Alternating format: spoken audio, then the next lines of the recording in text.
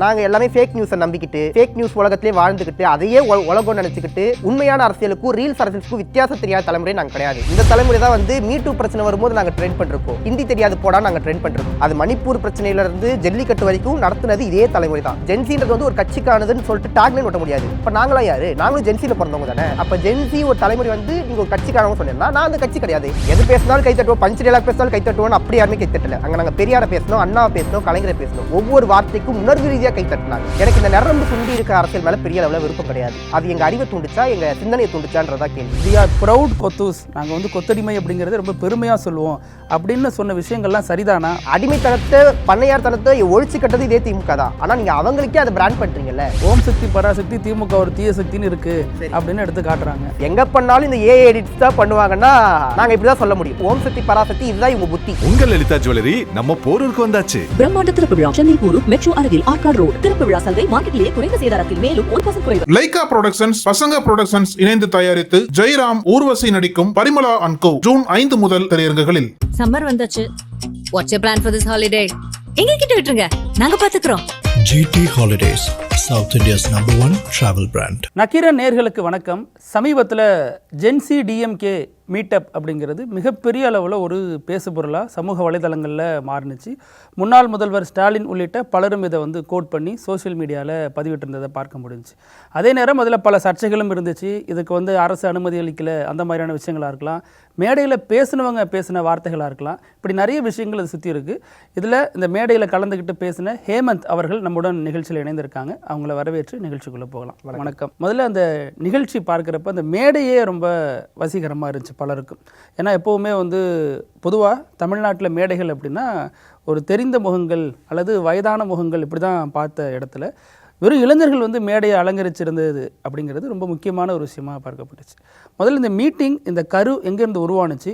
After election ரிசல்ட்டுக்கு அப்புறமா ஒரு சின்ன தோய்வு இருந்துச்சு, எல்லாருக்குள்ளேயுமே இருந்துச்சு, எங்களுக்குமே இருந்துச்சு. சரி, அப்போ எங்களுடைய எனக்கு இப்போ அது நடத்தும் போது எனக்கு மொத்தமாக 30-35K ஃபாலோவர்ஸ் இருந்திருப்பாங்க. அப்போ அவங்களெல்லாம் வச்சு ஒரு மீட்டப் பண்ணலாம். இதுக்கு ஸ்டார்டிங் எங்கன்னா யாசர் அராஃபத் அவர் இருக்காருல்ல, அவர் வந்து பாண்டிச்சேரி போயிருந்தார். அங்கே வந்து ஒரு ஸ்டோரியில் இந்த மாதிரி வந்து லோக்கலில் இருக்கக்கூடியவங்க எங்கள் ஃபாலோவர்ஸ் யாராவது வந்து பார்க்கலாம் அப்படின்னு சொல்லியிருந்தாங்க. அவர், வெற்றி, அப்புறமா சையத் 3 பேர் போயிருந்தப்ப அங்கே ஒரு 10 பேர் வந்திருந்தாங்க. அங்கே லோக்கல் பாலிடிக்ஸ் பேசினாங்க. அப்போ பாண்டிச்சேரியில் ஒரு 10 பேர் வராங்கன்னா சென்னையில் ஒரு 50 பேர் வருவாங்க. முன்னாடி பாண்டிச்சேரியில் நடந்துச்சு. ஆமாம், பாண்டிச்சேரியில் ரொம்ப சின்னதாக ஒரு 10 பேர் 5 பேர் லோக்கலில் கூட அப்படி ஸ்டோரியில் தான் போட்டிருந்தாங்க, போஸ்ட் எதுவுமே போடல. சிம்பிளாக நடத்தலான்னு சொல்லிட்டு காலையில் கூப்பிட்டு மதியானம் அந்த மாதிரி வந்திருந்தாங்க. அப்போ அதை வச்சு நடத்தலான்றப்ப செம்மொழி பூங்கா அந்த பேச்சு போயிட்டு இருந்துச்சு. செம்மொழி பூங்கா வேணாம், ஏன்னா அது உள்ளே போனால் அமௌண்ட் கட்டணும், அதெல்லாம் இருக்கும். டவர் பார்க்லேயே நடத்தலாம் அப்படி, ஏன்னா கொஞ்சம் பெருசாக இருக்கும் அப்படின்னு நினச்சோம். ஒரு 50 பேர்லேருந்து 25 பேர் ஹையஸ்ட்டாக எதிர்பார்த்தோம். அது போஸ்ட் போட்ட ஒரு 4 மணி நேரத்தில் 1 லட்சம் பேர் பார்க்குறாங்க. அடுத்தடுத்து கால்ஸ் வருது. ட்விட்டரில் அதை போட ஆரம்பிச்சிட்டாங்க அப்படின்னு தெரிஞ்ச உடனே ஓகே, அப்போ ரெஸ்பான்ஸ் ரொம்ப அதிகமாக இருக்குது, நிப்பாட்டிடலாம் அப்படின்னு ஃபஸ்ட்டு யோசிச்சோன்னா இவ்வளோ பெரிய ஸ்பார்க் உருவாகுது அப்படின்றப்ப இந்த ஸ்பார்க் இன்னும் பெருசாகவும் எங்களுக்கு அந்த ஒரு கான்ஃபிடென்ட் வந்துச்சு. சரி நடத்தலாம் அப்படின்றப்ப ஃபஸ்ட்டு லோக்கலில் ஒரு இடம் ஃபிக்ஸ் பண்ணலாம்னு சொல்லிட்டு நினச்சோம். அப்புறமா அது கொளத்தூரில் கன்ஃபார்ம் ஆச்சு. ஏன்னா ஒரு மண்டபமாக நடத்தினா நிறைய பேர் வருவாங்க அப்படின்னு நினச்சோம். மண்டபம் ஆல்மோஸ்ட் எல்லாமே முடிஞ்சிருச்சு. அதுக்கப்புறமா சில ப்ரெஷரின் காரணமாக வந்து கொளத்தூர்லேயே இருக்கக்கூடிய இன்னொரு மண்டபத்துக்கு நாங்கள் மாற்றுறோம். நைட்டே எல்லா பேமெண்ட்டும் ஆகிடுச்சு, எல்லாமே முடிஞ்சிருச்சு. முடிஞ்ச உடனே நாங்கள் போய் பார்க்குறோம். அங்கே இருக்கக்கூடிய இன்சார்ஜ் சொல்கிறாரு, எங்களுக்கு மேலிடத்துலேருந்து ப்ரெஷர், யாருன்னு சொல்ல தேவையில்ல, ஆனால் அவங்களுடைய தாட் என்னன்னா இளைஞர்கள் எக்காரணத்து கொண்டு அரசியல்மைப்படுத்தக்கூடாது. மேலிடம்னா அரசு மேலிடத்துலேருந்து ப்ரெஷர் சொல்கிறாங்க. அவங்க சொன்னது என்னன்னா எங்களுக்கு ப்ரெஷர், நான் சொன்ன எக்ஸாக்ட் வார்த்தை சொல்கிறேன், எங்களுக்கு இவங்க தான் பண்ணாங்க அவங்க தான் பண்ணாங்கன்றதை நாங்கள் சொல்ல விரும்பலை. ஆனால் எங்களுக்கு மேலிடத்துலேருந்து ஒரு ப்ரெஷர் வருது, அதான் அவங்க தெளிவாக சொல்கிறாங்க. நாங்கள் பொலிட்டிக்கல் சர்க்கிளாக கொடுக்க மாட்டோம், அமௌண்ட் கொடுக்கும்போது நாங்கள் பொலிட்டிக்கல் தான் பண்ண போகிறோம்னு தெரியும். ஆனால் அதுக்கப்புறமா அவங்க சொல்கிறாங்கன்னா அப்போ அவங்களுக்கு தனிப்பட்ட முறையில் எங்கேயோ ஒரு இடத்துலேருந்து மிரட்டல் வந்திருக்கு, அதனால் அவங்க வேணான்றாங்க. ஒரு 10:30 மணிக்கு நாங்கள் மைக்கு எல்லாத்தையும் எடுத்துகிட்டு போய் அங்கே நின்றுட்டுருக்கோம். மைக்கு, ஸ்பீக்கர் பாக்ஸ் எல்லாமே எடுத்துகிட்டு போயிட்டோம். வெளியே நிற்க வச்சுட்டாங்க. என்னடா பண்ணுறதுன்னு யோசிச்சுட்டு இருக்கும்போது அப்போ அறிவாலயத்துலேருந்து எங்களுக்கு நாங்கள் வீடியோ போடுறோம். அதுக்கப்புறம் அறிவாலயத்துலேருந்து நீங்கள் இங்கே வந்து நடத்துங்க, மற்ற இடம்னா எங்களுக்கு பொலிட்டிக்கலி ப்ராப்ளம் வரும். அப்போ இதை விட அறிவாலயத்தை விட மற்ற இடம் எந்த இடமும் எங்களுக்கு பொலிட்டிக்கலி எங்களுக்கு சேஃபான பிளேஸ் கிடையாது. அப்போ அங்கே போயிட்டு நாங்கள் 10:30 மணிக்கு ஒரு வீடியோ போடுறோன்னு சொன்னால் அடுத்த 4 மணிக்கு ஒரு 1000 பேர் அங்கே வந்து உட்காடுறாங்க. இப்படி தான் இந்த ஈவெண்ட் நடந்தது. இதில் நிறைய இருக்குது, அது பேசுவோம். அதுக்கு முன்னாடி நீங்கள்லாம் யார், உங்களுடைய பின்னணி என்ன? நீங்கள் திமுகவோட தொடர்புள்ள கடந்த காலங்களில் இருந்திருக்கீங்களா? இல்லை, நான் திமுகவுடைய இளம் பேச்சாளராக நிறைய மேடைகளில் பேசியிருக்கேன். திமுக சப்போர்ட் பண்ணி மேடைகளில் நிறைய பேசியிருக்கேன். ஆனால் எங்களுக்கு என்னென்னா திமுக அப்படின்றத தாண்டி இந்த திராவிடியன் ஐடியாலஜின்றது ரொம்ப அடிப்படையாக இருக்குது. அப்போ இதை எப்பயுமே சரி ஒரு இன்ஸ்டிடியூஷனுக்கு ஒரு பெரிய ப்ராப்ளம்னு ஒன்று வரும். ஒரு எல்லா டைம்லையுமே அது ஒரு ஹிந்து மதமாக இருக்கலாம், இல்லை ஒரு எல்லாத்துக்குமே ஒரு காலப்போக்கில் ஒரு ப்ராப்ளம் வரும். அப்படி தான் நான் இந்த திராவிட கொள்கைக்கும் இப்படி ஒரு காலகட்டமும் ஒரு இக்கட்டான காலகட்டம் வந்திருக்குன்னு நினைக்கிறோம். அப்போ இதை எடுத்துகிட்டு போகிறதுக்காக நாங்கள் இன்னும் அப்கிரேட் பண்ணி இது கம்ப்ளீட்லி இந்த ஜென்ரேஷனுக்கு அவங்க எப்படியெல்லாம் அவங்க ஒன்று எதிர்பார்க்குறாங்கல்ல, இன்னும் கொஞ்சம் சந்தோஷமாக இன்னும் அதை கொண்டாட்டமாக கொண்டு போகணும்னு நினைக்கிறேன் கொள்கையை. அப்போ நாங்கள் அதை பண்ணணும்னு நினைக்கிறோம். அப்படி தான் நாங்கள் இதுக்குள்ளே வரோமே. இது ஒரு இன்ஃப்ளூயன்சர், நாங்கள் ஒரு அரசியல் ரீதியான குற்றச்சாட்டுகளையும் அரசியல் ரீதியான அவேர்னஸையும் தொடர்ந்து எங்கள் சோஷியல் மீடியாவில் கொடுத்துட்டு இருந்தோம். இப்போ அது அடுத்த கட்டமாக நேரில் கூப்பிட்டு பேசலாம், எங்கள் ஃபாலோவர் சர்க்கிள் மட்டும் கூப்பிட்டு பேசலாம்னு நினச்சோம். ஆனால் பல பேருக்குள்ளே எரிஞ்சிட்டு இருந்த அந்த தீ வந்து எல்லாருமே சேர்த்து எங்களை ஒரு கூட்டமைப்பாக ஆக்கியிருக்கு. தேர்தலுக்கு முன்னாடி யாருமே கணிக்கல, கட்சிகளும் கணிக்கல, ஊடகங்களாலையும் கணிக்க முடியல, கருத்து கணிப்பு நிறுவனங்களாலையும் பெரும்பாலும் அதை கணிக்க முடியல. அப்போ ஜென்சிகள் அப்படின்னு சொல்லக்கூடிய உங்கள் தலைமுறைக்குள்ளே இந்த பேச்சு ஓடுச்சா? நீங்கள் இந்த தேர்தல் முடிவு இப்படி தான் வரும்னு கணிச்சிங்களா? நீங்கள் சொன்ன மாதிரி நானுமே கணிச்சது இல்லை. நானும் அதுக்கு முன்னாடி நாங்கள் அதுக்கு முன்னாடியே சப்போர்ட் பண்ணிட்டு இருந்தோம். ஆனால் நிறைய பேர் வந்து அந்த டைமில் ஜெயிச்சிருவாங்க, என்ன ஆனாலும் திமுக ஜெயிச்சிருவாங்க அப்படின்றதால தான் இதனால் பலன் அடைஞ்சவங்களே சொல்கிறேன். இந்த திட்டங்களால் இந்த திராவிட அரசியலால் பலன் அடைஞ்சவங்களே ஜெயிச்சிருவாங்க, அதனால தான் நாங்கள் அமைதியாக இருந்தோம். அப்போ எங்களுக்குள்ளே எனக்கு என்னென்னா எங்கே ஸ்பார்க் வருதுன்னா, நாங்கள் டீ கடையில் நின்று ஒரு அரசியல் எங்கேயோ பேசிகிட்டு இருக்கோம்னு வச்சுக்கோங்களேன். இந்த தலைமுறை திராவிட அரசியலாக பேசுவீங்களா? இந்த ஜென்சி கிட்ஸ் திராவிட அரசியல் பேசுவீங்களா? இந்த ஜென்சி கிட்ஸ் வந்து தமிழ் தேசியம்னா என்னன்னு தெரியுமா? கம்யூனிசம்னா என்ன தெரியுமா? அப்போ எங்களை பார்த்து ஏன் இப்படி கேள்வி கேட்குறீங்க? நாங்கள் எல்லாமே ஃபேக் நியூஸை நம்பிக்கிட்டு ஃபேக் நியூஸ் உலகத்திலே வாழ்ந்துக்கிட்டு அதையே உலகம் நினச்சிக்கிட்டு உண்மையான அரசியலுக்கும் ரீல்ஸ் அரசியலுக்கும் வித்தியாசம் தெரியாத தலைமுறை நாங்கள் கிடையாது. சொல்லப்போனால் இந்த தலைமுறை தான் வந்து ஹிந்தி தெரியாது போடான்னு நாங்கள் ட்ரெண்ட் பண்ணிருக்கோம். இந்த தலைமுறை தான் வந்து மீட்டூ பிரச்சனை வரும்போது நாங்கள் ட்ரெண்ட் பண்ணிருக்கோம். ஒவ்வொரு பெண்களுக்கு ஒரு பிரச்சனைனாலும் அதை நாங்கள் தான். அப்போ இவ்வளவு தூரம் அரசியல் புரட்சி பண்ணிருக்கோம். அது மணிப்பூர் பிரச்சனையிலேருந்து ஜல்லிக்கட்டு வரைக்கும் நடத்துனது இதே தலைமுறை தான். ஆனால் ஒரு எலெக்ஷன் ஒரு விஷயத்தில் மட்டுமே இந்த மொத்த தலைமுறை வந்து அரசியல் ரீதியாக தப்பாக போயிடுச்சு. மொத்தமாகவே அங்கே நிறைய பேர் வந்து ஒரு அரசியல் மாற்றி ஓட்டு போட்டிருக்காங்கன்னா உண்மைதான், அவங்களுக்கு ஒரு நம்பிக்கைன்ற ஒரு மாற்றுன்ற பேரில் ஒரு போட்டிருக்காங்கன்னா உண்மைதான். ஆனால் எல்லாரும் போயிருக்காங்கன்ற அந்த ஒரு விண்ப அரசியல் இருக்குல்ல. இன்றைக்கி என்னென்னா ஜென்சின்றது வந்து இவங்களுக்கானது, ஜென்சின்றது வந்து ஒரு கட்சிக்கானதுன்னு சொல்லிட்டு டாக்லைன் ஓட்ட முடியாது. அப்போ நாங்களாம் யார்? நாங்களும் ஜென்சியில் பிறந்தவங்க தானே. அப்போ ஜென்சி ஒரு தலைமுறை வந்து நீங்கள் ஒரு கட்சிக்கானவங்க சொன்னீங்கன்னா நான் அந்த கட்சி கிடையாது. நான் எந்த விதத்தையும் அந்த கட்சியை அதாவது நேரடியாக நான் சப்போர்ட் பண்ண விரும்பல. ஏன்னா அவங்க நல்லது பண்ணாங்கன்னா நான் சப்போர்ட் பண்ண. கட்சியோட தொண்டர் கிடையாது, உறுப்பினர் கார்டு கிடையாது, ஆனாலும் அந்த அரசியல் ஆதரிக்கிறீங்க. ஆமாம், அந்த அரசியலால் நான் பலன் அடைஞ்சிருக்கேன். அந்த இடஒதுக்கீட்டில் நான் படிச்சிருக்கேன். நான் பெருமையாளர் நான் வந்து மதிய உணவு சாப்பிட்டதில்லை, ப்ரைவேட் ஸ்கூலில் தான் படித்தேன்னா கூட என் பக்கத்தில் இருக்கிற ஒரு சாதாரண வீட்டு குழந்தை படிச்சுட்டு இருக்கான், அவன் வளர்ந்துட்டு இருக்கான். அப்போ இந்த அரசியலால் அவன் பலன் பெற்றுட்டு இருக்கான். எங்கள் வீட்டில் 1000 ரூபாய் வரலன்றதுக்காக என்னால் கோவத்தை காட்ட முடியும். எனக்கு 1000 ரூபாய் வரல, ஆனால் என் பக்கத்தில் இருக்கிற ஏதோ ஒரு உமன் எம்பவர்மெண்ட் நடந்துக்கிட்டே இருக்குல்ல, அப்போ அவங்களுக்கான அந்த அரசியல் போய் சேரணுன்றதான் என்னுடைய நோக்கம்.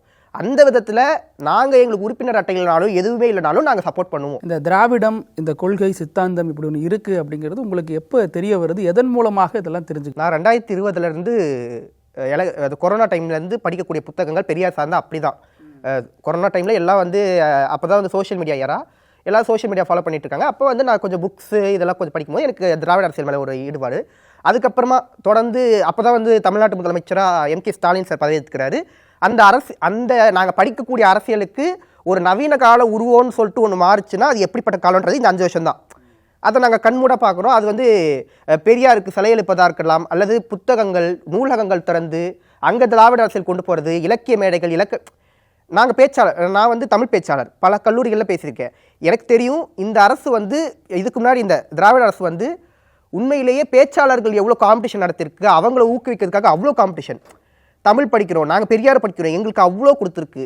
அப்போ இதெல்லாம் படிக்கும்போது இன்னைக்கு கடந்த ஒரு 2 வாரத்தில் 6 மாதம்லாம் தேவையில்லை, ஒரு ஆட்சி எப்படி இருக்குன்னு பார்க்கறதுக்கு 6 மாதம்ன்றது எக்ஸ்டெண்ட் பீரியட். ஆனால் தன்னுடைய 1 மாத காலத்தில் வரக்கூடிய பிரச்சனைக்கு ஒரு அரசு எப்படியெல்லாம் ரியாக்ட் பண்ணுதுன்றதை பொறுத்து தான் அடுத்த 5 வருஷன்றதே. அப்போ நாங்கள் பார்த்த இந்த 1 மாத காலன்றது வந்து எங்களுக்கு சாட்டிஸ்ஃபையாக இல்லை. அப்போ எங்களுக்கு அந்த கோவம் நார்மலாகவே வரும். எங்கே வரும்னா தமிழ்தாய் வாழ்த்து பாடலில் வந்துச்சு. அப்போ நாங்கள் என்ன பண்ணுறோம், எங்களுடைய நிகழ்ச்சி நாங்கள் சொல்லக்கூடிய ஸ்டேட்மெண்ட் அதுதான், இது தமிழ்நாடு தமிழ்தாய் வாழ்த்துலேருந்து தொடங்குன்றது ஒரு ஸ்ட்ராங்கான ஸ்டேட்மெண்ட். அப்போ இது புரிய வேண்டியவங்களுக்கு புரியணும். இந்த தலைமுறை இதை வந்து மறந்துடுச்சு, தமிழ்தாய் வாழ்த்து பாடலாம் கூட இந்த தலைமுறை வந்து அதை விட்டுருலாம் நினைக்காதீங்க. நாங்கள் கேள்வி கேட்போம். அப்போ தமிழ்தாய் வாழ்த்துன்றது முதல்ல வருது. பெண்ணை வந்து ராஜேஸ்வரி அவங்க தான் வந்து நடுவில் உட்கார வச்சு நாங்கள் அவங்க கூட அப்போ இந்த இடத்துல ஈக்குவல் ரெப்ரசன்டேஷன் ஒன்று ஃபஸ்ட்டு நடக்குது. அப்போ எல்லா புரட்சியும் நாங்கள் இந்த மேடையில் நாங்கள் ரொம்ப நேரம் பேச மாட்டோம். நாங்கள் 5 நிமிஷம் தான் பேச போகிறோம். ரொம்ப நிறைய வரலாறு பேசுறதை விட ஒரு 5 நிமிஷம் பேசக்கூடிய ஒரு விஷயம்ன்றது எவ்வளோ தூரம் ரீச் ஆகுன்றதையும் நாங்கள் ரீல்ஸ்க்கான டைம் அந்த டைமில் தான் ரீல்ஸ். நீங்கள் ரீல்ஸுக்கே போகாதீங்க, நாங்கள் ரீல்ஸ்க்கான டைம் இல்லை. Short and sweet. அவங்களுக்கு தேவை ரொம்ப தெளிவாக அழகாக சொல்லக்கூடிய ஒரு விதம். அதில் ரொம்ப அந்த கவர்ச்சிகரமான எதுவுமே இல்லாமல் நாங்கள் சிம்பிளாக சொல்கிறோம். அதை அவங்க கேட்டாங்க. சொல்லப்போனால் ஒரு திரைப்படத்துக்கு தட்டுற கைத்தட்டலை விட அந்த 2 மணி நேரம் நாங்கள் நடத்தின நிகழ்ச்சிக்கு கொண்டு கைத்தட்டல்ன்றது அதிகம். நாங்கள் அங்கே ஒன்றும் கண்டட்டே இல்லாமலாம் யார் கைத்தட்டலை. எது பேசினாலும் கைத்தட்டுவோம், பஞ்சு டயலாக் பேசினாலும் கைத்தட்டுவோம்னு அப்படி யாருமே கைத்தட்டலை. அங்கே நாங்கள் பெரியாரை பேசணும், அண்ணாவை பேசணும், கலைஞரை பேசணும். ஒவ்வொரு வார்த்தைக்கும் உணர்வு ரீதியாக கைத்தட்டினாங்க. இதில் ஜென்சி அப்படின்னா நீங்கள் இப்போ திராவிடம் பேசுகிறீங்கன்னா அதிமுக மீது அந்த ஈர்ப்பு ஏன் வரல? இப்போ நாம் தமிழர் சீமான் அவர் பின்னாடியும் பெருந்திரளான இளைஞர் கூட்டம் இருக்குது, அவர் மீதான ஈர்ப்பு ஏன் வரல? அல்லது பாஜகவின் முன்னாள் மாநில தலைவர் அவர் பின்னாடி இளைஞர்கள் கூட்டம் இருக்குது, அந்த சித்தாந்தம் மீது ஏன் ஈர்ப்பு வரல? திராவிட அரசியல்ன்றதே ஆரிய அரசியலுக்கு எதிரானது தான்.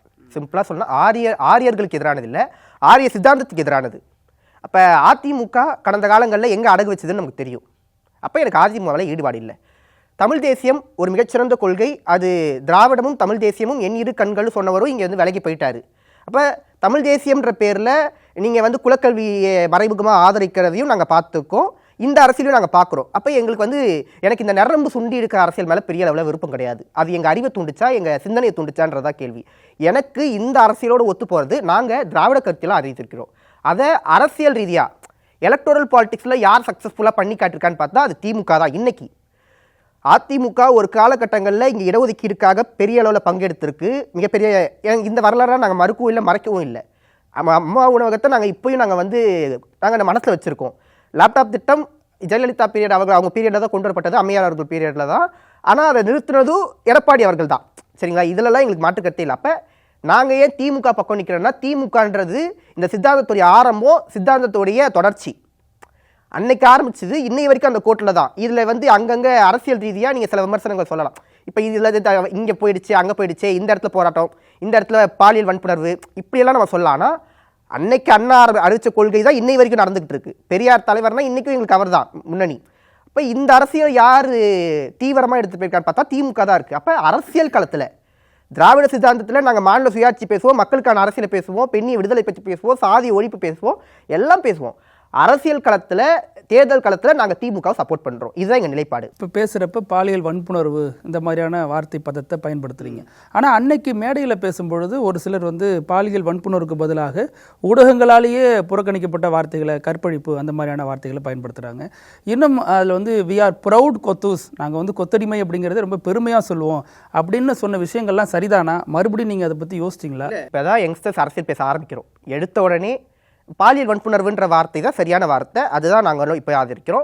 மேபி அது மேடையில் பேசும்போது தவறுதலாக வந்திருந்தால் மன்னிப்பு கேட்குறோம். சரிங்களா? ஆனால் இந்த கொத்தடிமைன்ற வார்த்தை இருக்குல்ல, கொத்தூஸ், அந்த கொத்தூஸை மட்டும் எடுத்துக்கிறீங்களே, அதுக்கு முன்னாடி நாங்கள் என்ன சொன்னோன்ற வார்த்தையை பார்க்கணும்ல.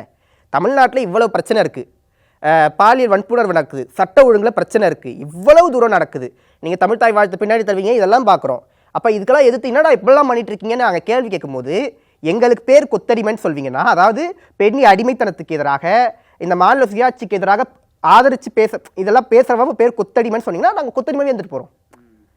நாங்கள் கொத்தடிமை, அடிமைத்தனத்தை, பண்ணையார் தனத்தை ஒழிச்சு கட்டது இதே திமுக தான். ஆனால் நீங்கள் அவங்களுக்கே அதை பிராண்ட் பண்ணுறீங்கல்ல, அப்போ யார் கில்ட்டாக ஃபீல் பண்ணணும்? இல்லை, அவங்க கொத்தடிமைங்கிற வார்த்தையை எங்கே பயன்படுத்துகிறாங்கன்னா, தலைமைகள், கட்சி தலைமை அப்படிங்கிறது ஒரே குடும்பத்திலேருந்து வருது, அவங்க எல்லாரையுமே சப்போர்ட் பண்ணுறீங்களே, அப்போ அந்த குடும்பத்துக்கான வேலை செய்கிறீங்களாங்கிற இடத்துல தான் எனக்கு எல்லாருக்கும் இங்கே வாரிசு அரசியல்ன்றது இவாருடைய மகன் மட்டும் இல்லை.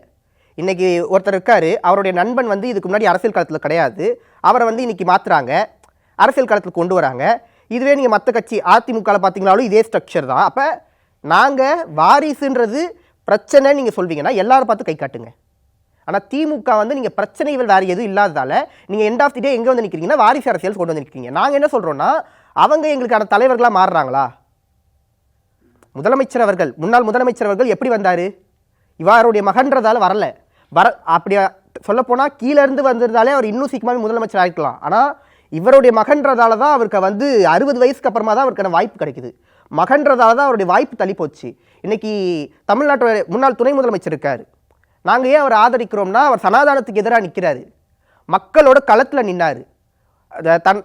துணை முதலமைச்சராக இருக்கும்போது கூட மக்களுடைய பிரச்சனைக்கு போனார், சட்டமன்றது எல்லா தொகுதிக்கு போனார், எல்லா மக்களையும் பார்த்தாரு, பிரச்சனைகளை தீர்த்து வச்சாரு. இவ்வளவும் பண்ணதால தான் எங்களோட தலைவர். நீங்கள் எனக்கு 100 விஷயம் இருக்குது, 100 விஷயம் நான் சொல்லுவேன். ஆனால் நீங்கள் என்ன பண்ணுறீங்கன்னா, இவருடைய மகன்றதாலே வந்துட்டாரா, வந்ததுக்கு அப்புறமா எங்களுக்கு தலைவனா நின்னாரான்னா பல இடங்களில் நின்றுருக்காரு, துணையாக நின்றுருக்காரு. அப்போ நாங்கள் எதுக்காக சப்போர்ட் பண்ணுறோன்னா, இந்த வாரிசு அரசியல்ன்றதை வந்து ரொம்ப பழசாயிடுச்சு. நாங்கள் ஆட்சி அதிகாரத்தில் இருக்கும்போதும் நீங்கள் இவங்களை வச்சு இதை தான் சொன்னீங்க. இன்றைக்கி ஆட்சி அதிகாரத்தை தாண்டி வந்துட்டு எதிர்க்கட்சியாக இருக்கும் போதும் நீங்கள் இதை தான் சொல்கிறீங்கன்னா, உங்களுடைய பிரச்சனை வந்து இது கிடையாது. உங்களுக்கு ஒரு உறுத்தல்ன்றது வேற. உங்களுக்கு நமக்குள்ளே ஒரு மேல் டாமினேஷன் இருக்கும், ஒரு காஸ்டிஸ்ட் மைண்ட் செட் இருக்கும். ஏதோ ஒரு விதத்தில் நம்ம ஒரு பிறப்பின் அடிப்படையில் சங்கியாக தான் பிறந்திருப்போம். கடவுள் மேலே நம்பிக்கை இருக்கும். திமுக இதுக்கெல்லாம் எதிராக நிற்கிது. அப்போ உங்களுடைய வன்மத்தை எங்கே காட்டுறது தெரியாமல் நீங்கள் கொண்டு போய் கடைசியில் வாரிசு அரசியல் கொண்டு போய் நிப்பாட்டுறீங்க. நான் அப்படி தான் பார்க்குறேன். இதை கடந்த காலங்களில் திமுக எதிர்க்கட்சியாக இருந்த பொழுதும் திராவிடம் 2.0, திராவிடம் அடலேர்கள் இந்த மாதிரியான அமைப்புகள் செயல்பட்டுச்சு, மேடை பிரச்சாரங்கள்லாம் செஞ்சாங்க. ஆனால் அவங்கெல்லாம் திமுக ஆட்சிக்கு வந்த பிறகு உதயநிதியினுடைய சகாக்களாக மாறுறாங்க, அவர் தயவால் அமைச்சராகிறாங்க. அதே மாதிரி இவங்க இப்போ பேசுகிற எல்லாருமே இன்பநிதியோட கேபினெட்டில் வரப்போகிறாங்க. இன்பநிதி அமைச்சரவையில் இடம்பெறக்கூடிய படையை இப்போ தயார் பண்ணிட்டு திமுக. அந்த விமர்சனத்துக்கு என்ன சொல்லுங்கள்? நான் முதல்ல அவர் அரசியலுக்கு வந்துட்டாரான்னு கேட்டால் இல்லை. அவர் இந்த கேமுக்கும் அவருக்கும் என்ன சம்மந்தம் இருக்குன்னு எனக்கு உண்மையிலே தெரியலை. சரிங்களா, வரட்டும். அரசியலுக்கு வராருன்னா அவர் அனௌன்ஸ்மெண்ட் பண்ணிட்டோம், அதுக்கப்புறமா அதை விமர்சிக்கலாமா வேணாமான்னு சொல்லலாம். என்ன வேணாலும் பேசலாம்னா என்ன வேணாலும் பேசலாம். நான் சம்மந்தமே இல்லாமல் எங்கேயோ ஒரு இப்போ குழந்தை, நாளைக்கு இந்த குழந்தை அரசியலுக்கு வந்துருச்சுன்னா என்ன பண்ணுறது? நான் இப்பயே உட்காந்து பேச ஆரம்பிக்கலாம். இன்னொரு பார்வை இருக்குல்ல, அவர் ஜென்சி டிஎம்கே அப்படின்னு ஒரு உணர்வு அவருக்கு இல்லையா? நீங்கள் எல்லாம் வெளியிலிருந்து நீங்கள் அந்த உணர்வோடு செயல்படுறப்ப ஒரு குடும்பத்தை சார்ந்து இருக்கு இல்லை. இதை நீங்கள் அவர்கிட்ட தான் கேட்கணும். நாங்கள் இதை ஒரு ஸ்பார்க்கு, நீங்கள் இந்த கேள்வியை என்னால் புரிஞ்சுக்க முடியல. இதில் இன்பநிதி அவர்கள் ஏதாவது ட்வீட் போட்டிருக்காரா இல்லை ஏதாவது போட்டிருக்காரான்னு கேட்டால் அப்படிலாம் எதுவும் இல்லை. சரிங்களா, அவர் இதுக்காக இதை ஸ்பார்க் எடுத்துருக்காரான்னு பார்த்தா இல்லை.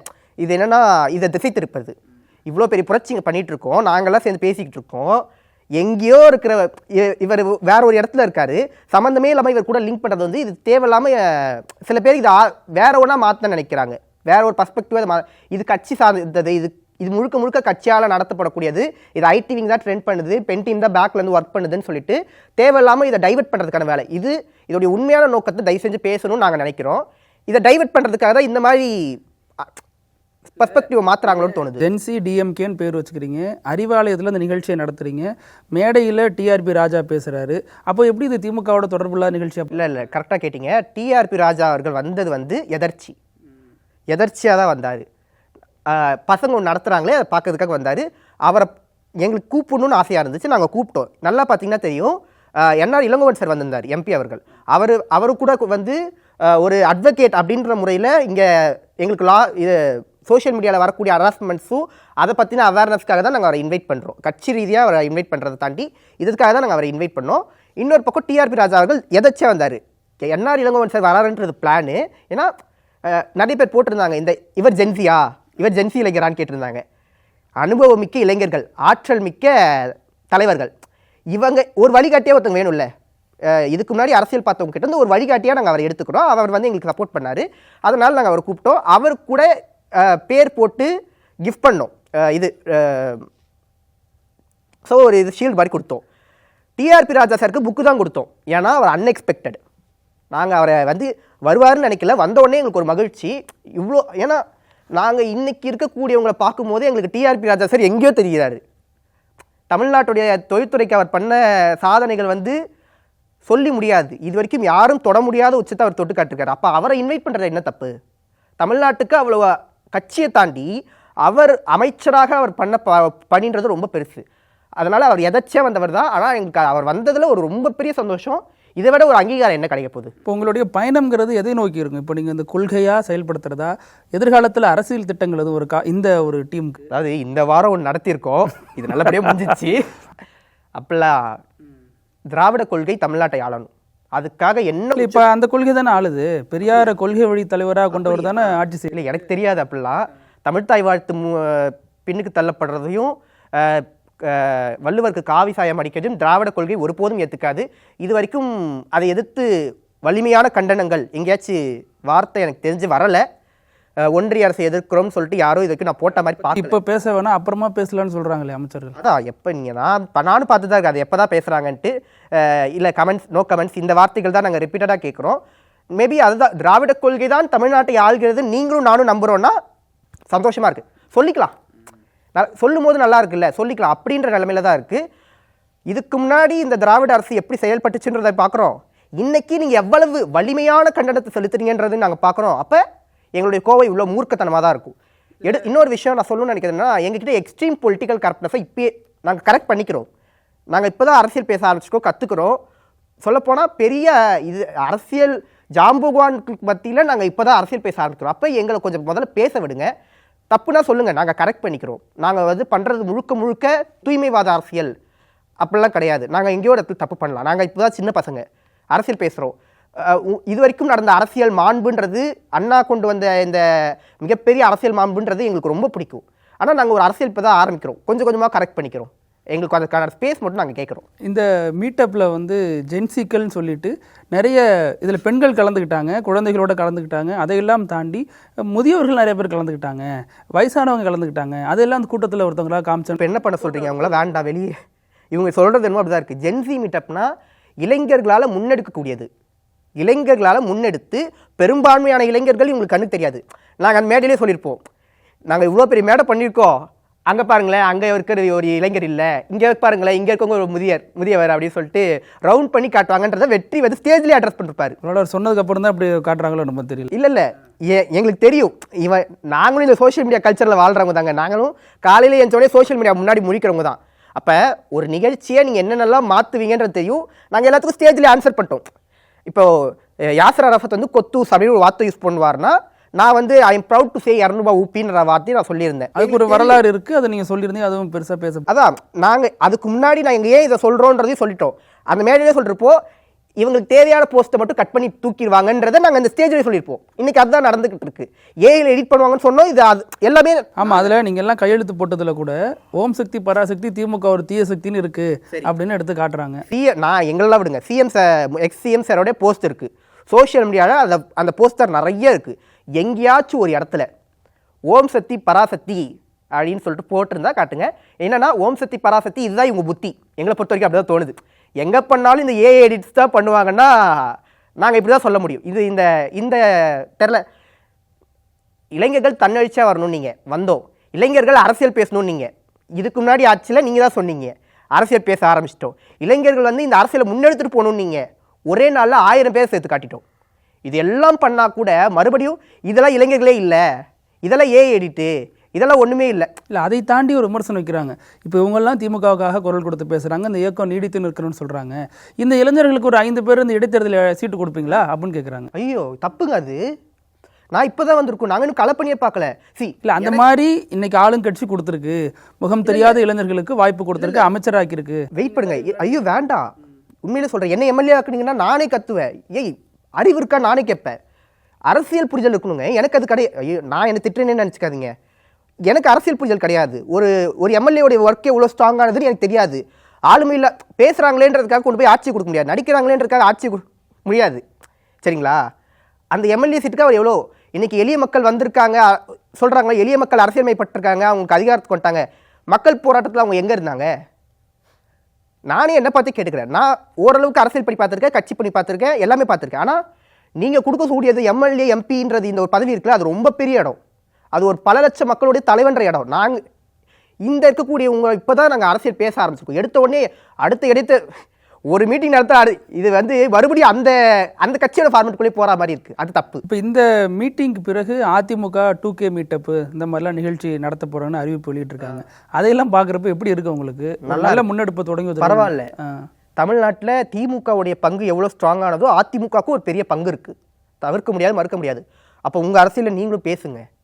அரசியல் அதாவது வரலாறு இருக்கவங்க அரசியல் பேச மறுத்ததால தான் வரலாறு இல்லாதவங்க தங்களுடைய வரலாறை வந்து எழுத ஆரம்பிச்சிட்டாங்க, கதைகளை வந்து வரலாறாக எழுத ஆரம்பிச்சிட்டாங்க. அப்போ அதிமுக பேசட்டும், என்டிகேவும் பேசட்டும், டிவிகேவும் பேசட்டும். இளைஞர்கள் அரசியல்மைப்படணும்னு இல்லை. ஆனால் எக்காரணத்து கொண்டு யாருடைய குரல் வலையும் நெரிக்காதீங்க, பேச விடுங்க. முதல்ல அந்த இடத்துல வந்து பொய் செய்தி பேசாதீங்க, வெறுப்பு அரசியலை முதன்மைப்படுத்தி தயவு செஞ்சு பேசாதீங்க. நான் இதில் தான் சொல்கிறோமே, மறுபடியும் எதெல்லாம் நீங்கள் வந்து மோசமான பாலிடிக்ஸ்ன்னு சொன்னீங்களோ அதுக்குள்ளேயே மறுபடியும் இதை தள்ளாதீங்க. வெறுப்பு அரசியல், மதவாத வெறுப்பு, இந்த பாஜக கூட நாளைக்கு நடத்தட்டுங்க, ஒன்றும் பிரச்சனை இல்லை. ஆனால் அதோடைய நோக்கம் தமிழ்நாட்டுக்கு நல்லது கொடுக்கணும்னா நல்லது. வெறுப்பு அரசியலை தூண்டி பொய் செய்திகளை பரப்பி ஏஐல எடிட் பண்ணி மறுபடியும் அந்த கல்ச்சருக்குள்ளே போகாதீங்கன்னு தான் சொல்கிறோம். இன்னைக்கு மற்ற கட்சி இப்போ நாங்கன்னா ஓப்பனாக பேசுவோம், எல்லாத்தையும் எதிர்த்து பேசுவோம், மாநில சுயாட்சின்னு பேசுவோம், பெண்கள் அடிமைத்தனம் எல்லாமே எல்லாம் பேச முடியும். இப்போ மற்ற கட்சியில் ஏதோ இடத்துல லாக் ஆகுது. இப்போ பாஜக வந்துட்டு நாங்கள் வந்து மதவாதத்துக்கு எதிராக பேசுகிறோம், இந்து முஸ்லீம் ஒன்றுமையாக இருக்கணும், அதுக்கு எதிராக இருக்கிற அந்நிய சக்திகளை பேச முடியுமா? முடியாது. அப்போ அதிமுகவால் நாங்கள் வந்து இது பண்ணுறோம், இந்த பாஜக வந்து தமிழ்நாட்டுக்கு மாநில சுயாட்சி பேச முடியுமா இன்னைக்கு? ஏன்னா அவங்க அந்த அறத்தை தாண்டி அங்கே போகிறாங்க. விமர்சனங்கள்லாம் தாண்டி இந்த கட்சிகளுக்கெல்லாம் ஒரு வரலாறு இருக்குது. இதில் இன்னொரு பார்வையும் இருக்குது. இப்போ இன்ஸ்டாகிராம்னால இந்த வெற்றி வந்துச்சு, ஜென்சிக்களால் இந்த வெற்றி வந்துச்சு அப்படின்னு திமுக தலைவர்கள் பேசுகிறது, அது வந்து இன்னும் அந்த முழுமையான இதை ஏற்றுக்காமல் இப்படி பேசுகிறாங்களா? அந்த தோல்வியை, அந்த மனநிலையை அவங்களால தாங்க முடியல அப்படிங்கிற ஒரு விமர்சனம் இருக்குது. ஏன்னா இன்ஸ்டாகிராமை மட்டும்தான் வந்துச்சுன்னா அப்போ இன்ஸ்டாகிராம் பார்க்காதவங்க எப்படி விஜய்க்கு ஓட்டு போட்டாங்க?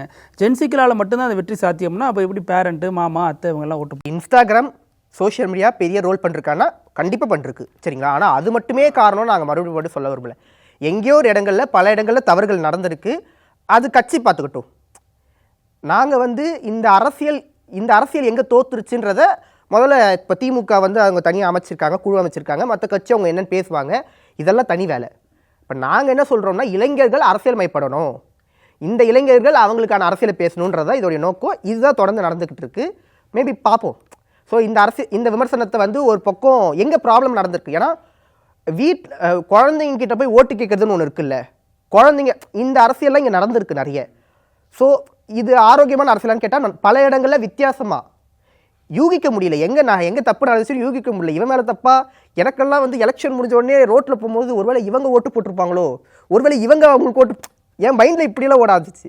எனக்கும் இன்னும் அது தெரியலை. அது மேபி அதுக்கான அந்த கமிஷனுக்கான கட்சி ரீதியாக கமிஷன் அமைச்சிருக்காங்க, அது ரிப்போர்ட் வரட்டும், அதெல்லாம் தனியாக பார்த்துக்கிட்டோம். எங்களுக்கு தேர்தலில் தோத்துட்டோம், சரிங்களா? வெற்றியோ தோல்வியோ அது தனி மனிதர்களை இம்பாக்ட் பண்ண போகிறது. ஒரு கட்சியுடைய தோல்வி தனிநபர்களை இம்பாக்ட் பண்ண போகிறது கிடையாதுன்னு நம்ம சொன்னால் கூட நம்முடைய அடிப்படை வாழ்வாதாரத்தை ஒரு கட்சின்றது ஒரு மிகப்பெரிய ரோல் பண்ணிகிட்டு இருக்கு, ஆட்சியாக அது ரோல் பண்ணிக்கிட்டு இருக்கு. அப்போ தமிழ்நாட்டை சரியான அரசியல் ஆளணும், அவ்வளோதான். ஸோ சோஷியல் மீடியா அதெல்லாம் ஒரு பக்கம் இருக்கட்டும். ஜென்சி மீட்டப்னு சொல்லி ஒரு நிகழ்ச்சி நடத்துனீங்க, அது பெரிய வரவேற்பு பெற்றிருக்கு, மறுபக்கம் விமர்சனத்தையும் சந்திச்சிருக்கு. அடுத்த கட்ட நகர்வுகள் என்னவா இருக்குது உங்களுக்கு? இப்போ அடுத்த கட்ட இந்த மாதிரி மீட்டிங் எதுவும் அடுத்து பாண்டிச்சேரி பிளான் பண்ணிருக்கோம். ஸோ தமிழ்நாடு முழுக்க இதை தொடர்ந்து நடத்தலாம், தன்னெழுச்சியாக நிறைய பேர் நடத்திட்டு இருக்காங்க. நாங்களும் அவங்களோட சேர்ந்து பயணிக்க போகிறோம். தொடர்ந்து எங்களுக்கான அரசியலை நாங்கள் பேச போகிறோம். எங்களுக்கு ஏன்னா இன்றைக்கி அதிகாரத்தில் இருக்கக்கூடிய கட்சி வந்து எதிர்த்து நாங்கள் போராட்டம் பண்ண போகிறோம் அப்படியெல்லாம் கிடையாது. எங்களுடைய அரசியல் இதுதான். எங்களுக்கு அரசியல் ரீதியாக, எங்களுடைய கல்வி ரீதியாக நீங்கள் இதெல்லாம் பண்ணி கொடுக்கணும்னு ஒரு கோரிக்கையாக கூட வச்சுக்கோங்களேன். இந்த அரசுக்கு நீங்கள் இந்த இடத்துல தப்பு பண்ணிட்டீங்க, அப்போ நீங்கள் இந்த இடத்த கொஞ்சம் கரெக்ட் பண்ணிக்கோங்க, எங்களுக்கான அரசியலை நீங்கள் பேசுங்க. திமுக ஆளுதா டிவிகே ஆளுதான்றது ரெண்டாவது. தமிழ்நாட்டை கொள்கை ஆளணும். அந்த கொள்கையை தாண்டி யார் போகிறா? இன்றைக்கி தொடர்ந்து ஒரு கட்சி போயிட்டுருக்குன்னா அதை நாங்கள் கேள்வி கேட்குறோம். இல்லை, எங்களுக்கான அரசியல் இது கிடையாது. நீங்கள் வள்ளுவர் காவிசாய் அடித்தா இளைஞர்கள் என்ன பாதிப்பாவாங்கன்னு கேட்கக்கூடாது. பாதிப்பாகும். நீங்கள் இப்படி தான் இன்ச்சிருந்துச்சா? இன்றைக்கி வந்து பக்ரீத் தப்ப மாடு பலியிடுறதுக்கு தடைன்னு சொல்லிட்டு ஒரு உத்தரவு வருது. இதை தொடர்ந்து பாதிக்கப்படுறாங்க. அப்போ இதெல்லாம் நாங்கள் பார்க்குறோம். இது எங்களுடைய அரசியல் தான், நாங்கள் எங்கள் அரசியல் பேசுகிறோம், இதுதான் எங்கள் அரசியல் நிலைப்பாடுன்னு சொல்லும்போது ஆளும் அதிகாரம் ஒருவேளை அதுக்கு வளைஞ்சு கொடுக்கல, நாங்கள் இதை மாற்றிக்கிறோம். அப்போ நாங்கள் எல்லாம் ஒரு 1000 பேர் சேர்ந்து ஒரு சொல்கிறோன்னா அது ஒரு ஸ்ட்ராங் ஸ்டேட்மெண்ட்டாக தான் நாங்கள் சொல்கிறோமே. ரொம்ப நன்றி. நிறைய கேள்விகளுக்கும் நிதானமாக நிறைய சர்ச்சையான கேள்விகளுக்கும் விளக்கம் கொடுத்தீங்க. உங்கள் நேரத்துக்கு ரொம்ப நன்றி. நன்றி. நக்கீரன் டிவிக்கு சப்ஸ்கிரைப் செய்யுங்கள். உங்கள் ஆதரவே எங்கள் பலம். ஆசிரியர்களுக்கு நண்பனாகவும் மாணவர்களுக்கு ஆசானாகவும் திகழும் தேர்வு வழிகாட்டி. ஒவ்வொரு பாடத்திற்கும் அனுபவமிக்க ஆசிரியர்களின் துல்லியமான தெளிவான விடைகள். CNC இருக்கு, தேர்வு பயம் எதற்கு? இது தீரன் பப்ளிஷிங் ஹவுஸ் விற்பனை வெளியீடு.